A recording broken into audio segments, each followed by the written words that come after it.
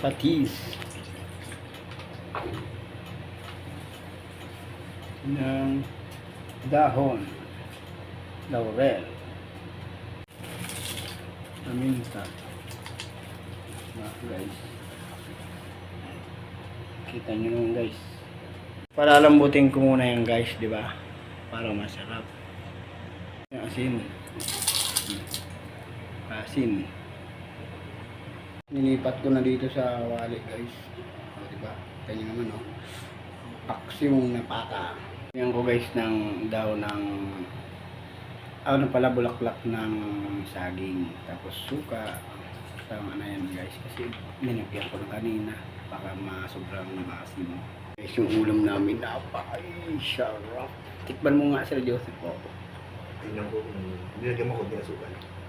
Hindi na, tikman mo lang kung okay na ang lasa para matimpla pa natin. Ano, ayos na yan? Ayos na yan?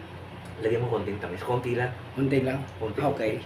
Yung paksiw ni Kapato, pata, hindi pato. Yung guys diba luto na yung guys Sarap niyang guys.